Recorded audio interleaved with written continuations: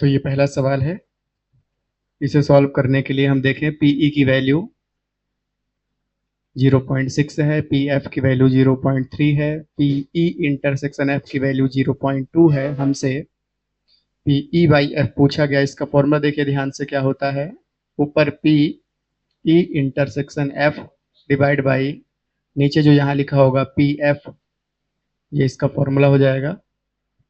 Value रखेंगे PE intersection F की value 0.2 divide by P F की वैल्यू 0.3। पॉइंट हटाएं तो नीचे 10, इसका पॉइंट हटाएं तो ऊपर 10, 10 से 10 तो 2 डिवाइड बाई 3। उसके बाद हमसे पूछा गया है एफ डिवाइड बाई ई बताएं। तो probability of F divide by E, तो इसको लिखेंगे probability of E intersection F divide by probability of event E. Value रखें ई इंटरसेक्शन एफ की probability 0.2 divide by probability of E 0.6। इनके भी point हटाएं, ऊपर से पॉइंट हटाएंगे 10, नीचे से पॉइंट हटाएंगे तो ऊपर एक 10, 10 से 10 2 डिवाइड बाई 6 जो कि 1 डिवाइड बाई 3। तो answer is 1 divide by 3 and 2 divide by 3।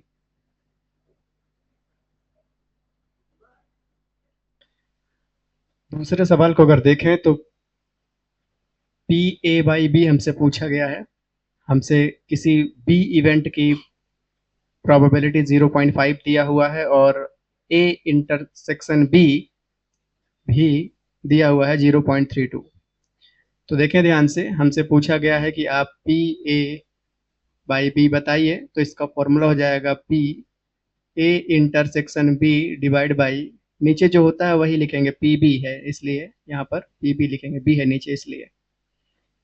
P A intersection B 0.32 सवाल में दिया हुआ था और पी बी 0.5 सवाल में दिया हुआ था। ध्यान से यहाँ पर देखने की जरूरत। जब हम ऊपर से पॉइंट हटाएंगे तो 2 डिजिट लिखे हुए हैं इसलिए नीचे 100 से डिवाइड करेंगे। 2 डिजिट हम गिन रहे हैं, इसको 1 डिजिट, इसको 2 डिजिट पॉइंट के बाद। और जब नीचे से पॉइंट हटाएंगे तो आपको केवल 1 डिजिट दिखाई दे रहा होगा, इसलिए ऊपर मात्र 10 का इंटू करेंगे, इस दोनों को कैंसिल कर देंगे। उसके बाद देखिए ध्यान से, जो बचा उसे लिखेंगे 32। नीचे आपको 50 दिखाई दे रहा होगा, इसे 2 के टेबल से कट करें तो 16 डिवाइड बाई 25। तो यही हो जाएगा इस प्रश्न का आंसर। सवाल को ध्यान दें, हमसे पी ए की वैल्यू, पी बी की वैल्यू और पी बी बाई ए दिया गया है। पूछा गया है कि आप ये 3 बातें बताइए। तो हम सबसे पहले पी ए इंटरसेक्शन बी बता देते हैं। कैसे बताएंगे? इसी का फॉर्मूला लगाएंगे जो दिया हुआ है। क्या दिया हुआ है? P B divide by A दिया हुआ है। इसका formula P A intersection B divide by P B. P B नहीं, नीचे जो लिखा होगा वो आएगा। यहाँ पर नीचे पी ए लिखा हुआ है इसलिए यहाँ पर पी ए आ जाएगा। वैल्यू रखें, पी बी अपॉन ए की वैल्यू 0.4 है, इक्वल टू हमें पी ए इंटरसेक्शन बी पता करना है डिवाइड बाई पी ए की वैल्यू 0.8 है। पी ए की वैल्यू देखें तो 0.8 है। यहाँ से आपको समझ में आ रहा है कि 0.4 का इंटू 0.8 से हो जाएगा, तो पी ए इंटरसेक्शन बी की वैल्यू आ जाएगी। 8 का 4 में अगर टेबल पढ़ें तो 32 और 1 डिजिट यहाँ है, 1 डिजिट यहाँ है पॉइंट के उस पार, तो इसलिए 1 और 1 2 हो जाता है। तो हम 0.32 लिखेंगे, 2 digit P A intersection B की वैल्यू, मतलब एक आंसर कुछ इस प्रकार से मिलेगा। उसके बाद देखें ध्यान से, हमसे पूछा गया है कि P A divide by B बताइए। तो इसका फॉर्मूला लगा दें, P A divide by B equal to P A intersection B divide by नीचे आएगा इस बार P B. P A intersection B आप पता कर चुके हैं कितना है, 0.32 डिवाइड बाई पी बी। अगर आप इधर नज़र दौड़ाएं प्रश्न में तो 0.5 नज़र आएगा। अगर आप ऊपर से पॉइंट हटाएं तो 2 डिजिट है इसलिए नीचे 100 का इंटू और अगर नीचे से आप पॉइंट को हटाएं तो एक डिजिट है मात्र, इसलिए 10 का इंटू, ये दोनों कैंसिल हो जाएंगे, 32 डिवाइड बाई 50, 2 के टेबल से अगर हम इसे कट करें तो 16 डिवाइड बाई 25, यहाँ तक कोई दिक्कत नहीं आई होगी। उसके बाद अगर हम देखें, जो तीसरे नंबर में पूछा गया है कि पी ए यूनियन बी बताइए, तो इसके लिए एक फॉर्मूला याद करने की ज़रूरत पड़ जाएगी हमें। P A union B equal to होता है P A plus P B minus P A intersection B. Value रखेंगे यहाँ पर, पी ए की वैल्यू 0.8 प्लस पी बी की value 0.5 minus P A intersection B 0.32। बहुत गंभीरता से अगर हम प्लस करें तो 8 5 13 1.3, प्लस करते समय आपको कुछ इस प्रकार से प्लस करना है, ऐसा होता है। इंटू करते समय कुछ अलग तरीका होता है, यहाँ पर आपको बताए थे क्या तरीका होता है। चलिए, माइनस 0.32, जब आप इसे माइनस करेंगे तो माइनस करने का भी तरीका देख लिया जाए थोड़ा। यहाँ जीरो अपने मर्जी से लगाना है, और जब आप इसे माइनस करेंगे तो कितना आ जाएगा, ये कितना आ जाएगा 0.98। मतलब पी ए यूनियन बी की value, P A union B की वैल्यू 0.98 हो जाएगी। तो ये तीनों आंसर आ गए। प्रश्न नंबर 4, जहां पर हमसे इस बार ए यूनियन बी पूछा गया है। कुछ डाटा हमें दिया गया है, जैसे कि पी ए प्रोबेबिलिटी ए दिया हुआ है, उसमें 2 का इंटू किया है। तो एक काम करते हैं, पी वी तो हमें यहाँ से साफ पता चल रहा है, देखिए ध्यान से पता चल रहा है यहाँ से पी वी की वैल्यू कितनी है, 5 डिवाइड बाई 13। लेकिन 2 पी ए दिया हुआ है कितना, 2 पी ए दिया है कितना, 5 डिवाइड बाई 13। तो यहाँ से हम एक काम करते हैं, पी ए की वैल्यू निकाल लेते हैं। कितना आ जाएगा, 5 डिवाइड बाई 2 इंटू 13, मतलब 5 डिवाइड बाई 26। तो पहले ये काम कर लेते हैं, जरूरत पड़ेगी इनकी। फिर उसके बाद जब हमसे पूछा गया है कि पी ए यूनियन बी बताइए, तो जब यूनियन का फॉर्मूला अगर हम लिखें थोड़ी देर के लिए, देखिएगा ध्यान से, तो इसमें क्या क्या आएगा कि पी ए की जरूरत है प्लस पी बी की जरूरत है minus P A intersection B की जरूरत है। लेकिन अभी पूरे प्रश्न को अगर आप ध्यान से देखें तो कहीं भी पी ए इंटरसेक्शन बी नहीं दिया हुआ है, इसलिए हम इस फॉर्मूले को थोड़ा सा होल्ड करेंगे। पहले पी ए इंटरसेक्शन बी निकालेंगे, इसके लिए एक डाटा हमें दिया हुआ है, पी ए बाई बी दिया हुआ है, तो हम इसकी हेल्प से ये वैल्यू निकालेंगे। तो P A divide by B का फॉर्मूला कितना था, P A intersection B divide by P B. यहाँ से हम पहले पी ए इंटरसेक्शन बी निकालें, पी ए बाई बी प्रश्न में दिया हुआ है 2 divide by 5 equal to P A intersection B हमें पता करना है, डिवाइड बाई पी बी कितना दिया हुआ है, 5 डिवाइड बाई 13। बहुत ही गंभीरता से अगर हम इसे देखें, डिवाइड है इधर इंटू में हो जाएगा, 5 divide by 13 equal to P A intersection B, मतलब 2 divide by 13 equal to P A intersection B. तो जो समस्या थी उसका समाधान हुआ। समस्या ये थी कि हमें पी ए इंटरसेक्शन बी नहीं पता था, पता चल गया। वापस इस इक्वेशन नंबर 1 पर आए, क्या है, P A union B equal to P A plus P B minus P A intersection B. Value रखें सबकी। पी ए अगर आप देख पा रहे हैं तो पी ए की value 5 divide by 26, 5 divide by 26 plus P B की value 5 divide by 13 plus P A intersection B, अभी आपने यहाँ पे कैलकुलेट किया है 2 डिवाइड बाई 13। एलसीएम अगर देखें आप, माइनस, बिल्कुल सही, बहुत बढ़िया, यहाँ पर माइनस है। एलसीएम अगर देखें तो कितना आएगा, 26, यहाँ पर 5 रहेगा प्लस 13 के टेबल में 2 टाइम आता है, ये 2 का इंटू यहाँ हो जाएगा 10, माइनस यहाँ भी 2, 2 का इंटू ऊपर 4। मतलब अगर ध्यान दें इसको हम बहुत गंभीरता से देखें, इसके बाद आप देखें यहाँ पर कितना हो जाएगा, 15 -4 डिवाइड बाई 26 मतलब 11 डिवाइड बाई 26 मतलब पी ए यूनियन बी की वैल्यू कितनी आ गई 11 डिवाइड बाई 26। समझ गए? 11 ही बोल रहे हैं बेटा। पी ए की value 6 divide by 11, P B की value 5 divide by 11, P A union B हमें दिया हुआ है, हमसे इंटरसेक्शन पूछा गया है। तो देखिए यूनियन वाले फॉर्मूले का प्रयोग करके इंटरसेक्शन पता कर लेंगे। कैसे?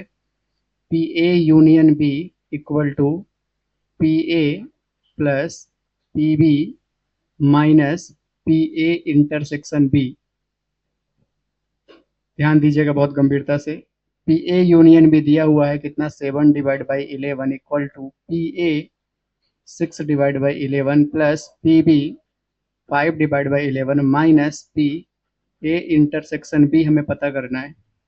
इन दोनों को इस पार लेकर आए, या आप चाहें तो पहले उधर ही सॉल्व कर सकते हैं इन दोनों को मात्र। तो कितना आ जाएगा 11 divide by 11 minus P A intersection B, मतलब ये कितना आ गया 1।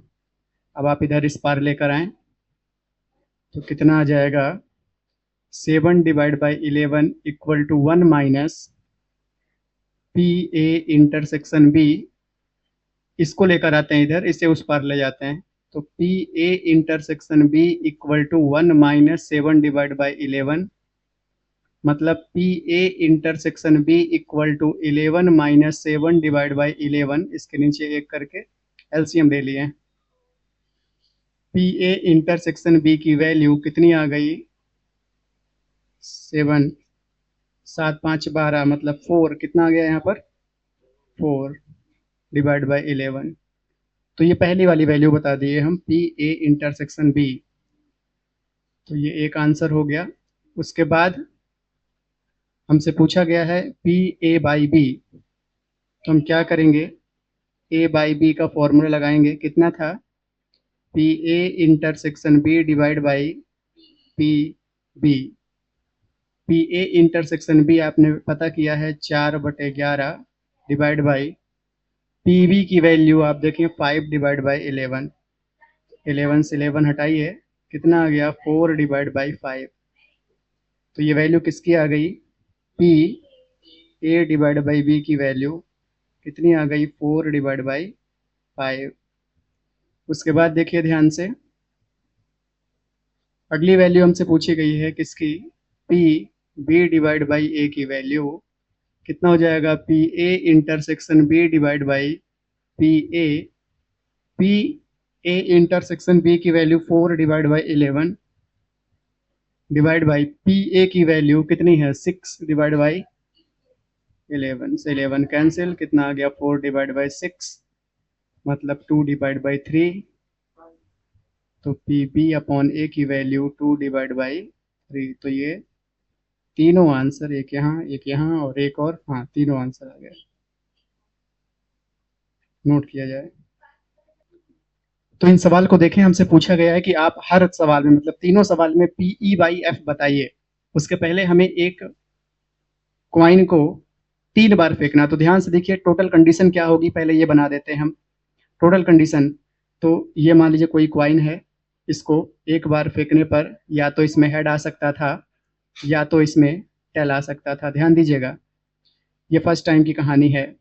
फिर वापस फिर से अगर फेंका जाए तो फिर से इसमें हेड आ सकता है या तो टेल आ सकता है, या इसमें हेड आ सकता है या टेल आ सकता है। ध्यान दीजिएगा, ये 2 बार कंडीशन हो गई, मतलब एक क्वाइन को 2 बार फेंकेंगे तो 4 कंडीशन बनेगी। अब 3 बार फेंकना था तो एक बार और देखिए, या तो हेड आएगा या तो टेल आएगा। यहाँ पर या तो हेड आएगा या तो टेल आएगा। यहाँ पर या तो हेड आ सकता है या तो टेल आ सकता है। यहाँ पर या तो हेड आ सकता है या तो टेल आ सकता है। तो टोटल कंडीशन आप देख पा रहे हैं 8 कंडीशन ऐसी हो चुकी है। उन सबको लिखें अगर ध्यान से, तो ऐसे चलना शुरू करें। पहली कंडीशन है जहाँ पर हेड हेड हेड, समझिएगा बहुत गंभीरता से। ठीक है, हम एक काम करते हैं, तीनों को एक साथ लिख देते हैं, कॉमा नहीं लगाते हैं। ठीक है, हेड हेड हेड। पहली कंडीशन हो गई। दूसरी कंडीशन हेड हेड टेल, क्या आई? हेड हेड टेल, ध्यान दीजिएगा। तीसरी कंडीशन क्या आई? Head tail head. फिर उसके बाद हेड टेल टेल, उसके बाद टेल हेड हेड, फिर उसके बाद टेल हेड टेल, फिर उसके बाद टेल टेल हेड, फिर उसके बाद टेल टेल टेल। कोई दिक्कत यहाँ तक? अब पहले सवाल को पढ़ते हैं, क्या पूछा गया देखिए ध्यान से। ये कंडीशन हमने लिख लिया है। पूछा गया है ई, अगर आप ध्यान दें, एन एस की value, total number of condition कितनी यहाँ पर 8 दिखाई दे रही होंगी, तो एन एस की वैल्यू कितनी है? 8। इनकी बात कर रहे हैं हम, ये 1 2 3 4 5 6 7 8, ठीक है। अब अगर हम ध्यान दें यहाँ पर कि ई क्या है? हेड ऑन द, प्रश्न को पढ़ के समझना है। हेड ऑन द थेटोस, मतलब तीसरी बार आपको हेड कहाँ कहाँ मिला है ये देखना है। तीसरी बार मतलब ये तीसरी बार, ये पहली बार है, ये दूसरी बार, ये तीसरी बार है। तीसरी बार आपको हेड कहाँ कहाँ मिला, देखिएगा ध्यान से। यहाँ मिला है, यहाँ मिला है, फिर बस। कोई दिक्कत? 4 जगह पर आपको हेड मिला है, तो मतलब प्रोबेबिलिटी ऑफ ई इवेंट कितना आ जाएगा? एन ई, याद कीजिए 10वीं class, divide by N S, मतलब 4 डिवाइड बाई 8, मतलब 1 डिवाइड बाई 2। अभी तक प्रश्नों में इसकी वैल्यू दी रहा करती थी पीई की, अब आपको कंडीशन से वैल्यू निकालनी होगी। उसके बाद देखिए ध्यान से, पी एफ, एफ में क्या बोला जा रहा है, इसको थोड़ा सा हम चेंज करेंगे कलर ताकि बता पाए। क्या लिखा हुआ? हेड ऑन फर्स्ट 2 टॉस, इसका मतलब क्या हुआ? पहले के 2 में हेड ऑन फर्स्ट 2 टॉस, पहले के 2 में क्या आना चाहिए? हेड आना चाहिए। समझ गए? तो देखिए ध्यान से, ध्यान से देखिएगा। पहले के 2 में हेड ऑन फर्स्ट 2 टॉस, मतलब देखिए पहले के 2 में हेड हेड यहां पर आया है, पहले के 2 में हेड यहां पर आया है, और कहीं आया है क्या? पहले के 2 में हेड आया क्या कहीं पर? नहीं आया हुआ है। तो इसका मतलब अगर आप देख पा रहे हैं, तो ऐसी कितनी कंडीशन है? N F divide by N S, मतलब कितनी कंडीशन है? 2 डिवाइड बाई 8, मतलब 1 डिवाइड बाई 4। अब इंटरसेक्शन देखिए ध्यान से, पी ई इंटरसेक्शन एफ, आप देखिए दोनों टिक कितनी जगह लगे एक साथ? एक ही कंडीशन है जहां पर दोनों टिक एक साथ लगे हुए हैं, वो ये कंडीशन है। बाकी इसमें रेड वाला लगा है तो ब्लैक नहीं है, ब्लैक है तो रेड नहीं है। एक ही ऐसी कंडीशन है जहां पर रेड और ब्लैक दोनों है। तो यहाँ पर फॉर्मूला क्या हो जाता है? E intersection F N E divide by N S, मतलब 1 डिवाइड बाई 8। अब हमें क्या निकालना था प्रश्न में? P E divide by F करना था। इसका फॉर्मूला कितना होता है? P E intersection F divide by P F. तो ध्यान दीजिएगा, ई इंटरसेक्शन एफ कितना आया है? 1 डिवाइड बाई 8, तो ये डिवाइड बाई 8 को नीचे लिख दिए हैं। पी एफ की वैल्यू कितनी है? 1 डिवाइड बाई 4, तो ये 4 को ऊपर कर देते हैं, इसको काट देते हैं, तो कितना आ गया? ये 1 डिवाइड बाई 2। कोई दिक्कत यहाँ तक? नोट किया जाए इस सेकंड को देखें अगर ध्यान से, तो इस बार पूछा गया है, ध्यान दीजिएगा क्या पूछा गया है? एटलीस्ट 2 हेड, इसका मतलब कम से कम 2 हेड होना चाहिए। मतलब तीनों हेड होंगे तो चलेगा, 2 हेड होंगे तो भी चलेगा, 2 हेड होंगे तो भी चलेगा, लेकिन 1 हेड नहीं चलेगा, क्योंकि बोला गया है कि कम से कम 2 हेड तो होना ही चाहिए। समझ गए? तो ये वाला नहीं चलेगा, 2 हेड वाला चलेगा, ये नहीं चलेगा, ये नहीं चलेगा, ये नहीं चलेगा। तो इस बार ई में, इस बार प्रोबेबिलिटी ऑफ ई कितनी आ गई? N E divide by N S, N E की वैल्यू कितनी है? 1 2 3 4, 4 डिवाइड बाई 8, मतलब 1 डिवाइड बाई 2। उसके बाद आगे देखिए क्या लिखा है, अगला क्या लिखा हुआ है?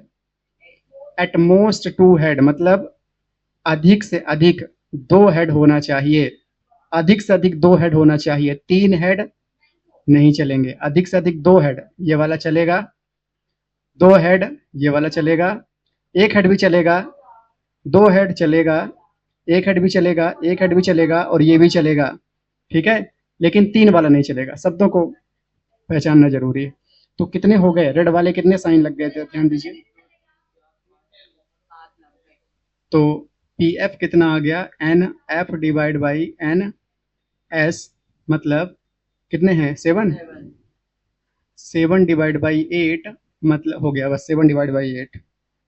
अब ये देखिए दोनों टिक एक साथ कितने में लगे हैं, E intersection F equal to N E intersection F divide by N S, ठीक है।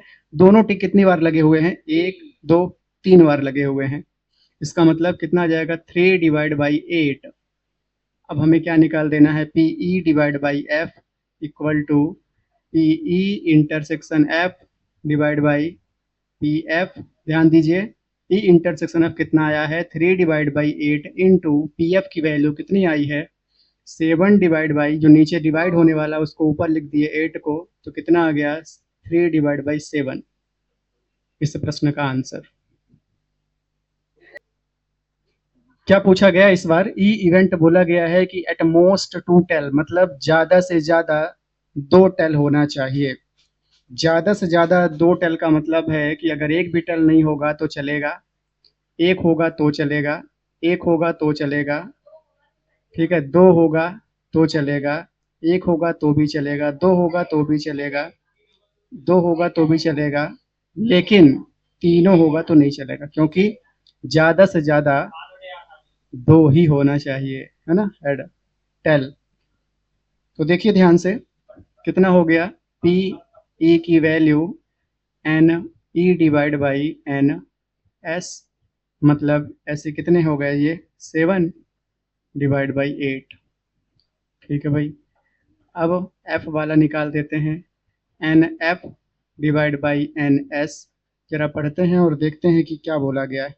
क्या बोला गया है, एटलीस्ट 1 टेल, कम से कम एक टेल होना चाहिए, कम से कम एक होना चाहिए, इसमें एक भी नहीं है तो ये हम काउंट नहीं करेंगे, कम से कम एक होना चाहिए, कम से कम एक होना चाहिए, दोनों भी चलेगा, एक तो होना ही चाहिए, 2 भी चलेगा, 2 भी चलेगा, तीनों भी चलेंगे, ठीक है। मतलब रेड में कितने में साइन टिक लगा दिए, रेड कलर से कितने में लगा दिए, 7 में, तो ये हो गया 7 डिवाइड बाई 8।